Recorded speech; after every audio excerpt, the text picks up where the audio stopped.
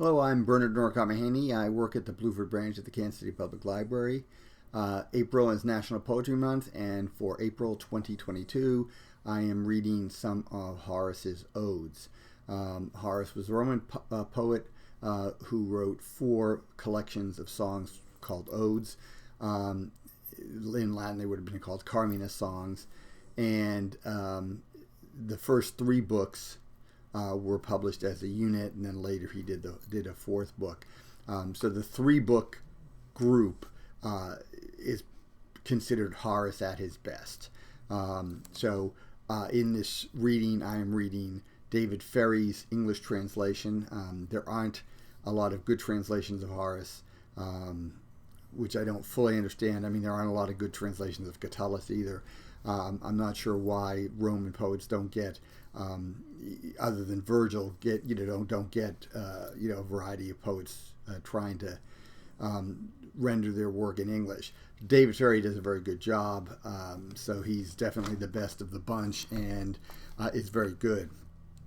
So today I'm going to be reading Book 1, poem number 8, to Lydia. So Lydia is a woman, perhaps is a courtesan. At any rate, she's a woman who has attracted the eye of a young athlete, and the young athlete's athletic prowess is suffering because of this, because he's not putting in the work to get himself ready.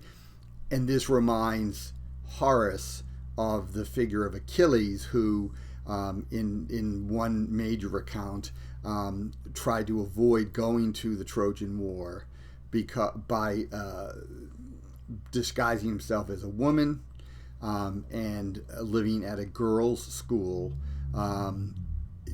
at which he was found out by Odysseus and Diomedes. They found him out and got him to go to the war, but while he was there, he fell in love with one of the other girls, and she got pregnant with Achilles' son. So there's some sense there that just like Achilles didn't do what came natural to him, which was to be a warrior, but was basically hanging around at a girls' school, this athlete is not doing what he's supposed to be doing in athletics, but rather hanging around with Lydia. So this is poem 8 in Book 1, to Lydia. For God's sakes, Lydia, tell me, why are you so determined to ruin Sybaris with love the way you do? Why has he taken such a dislike to the sunny campus, he who used to put up with the dust and heat of the games, liking it fine? Why doesn't he, who knew how to manage the bit and the bridle with such elegance, why doesn't he ride any more these days? Why does he act as if he's afraid to go into the Tiber?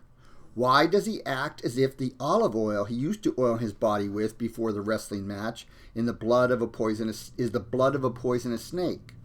He used to be famous for throwing the discus and javelin too, far out beyond the farthest throw of his nearest rival. Why do his arms not show the bruises that are the signs of practicing with these weapons?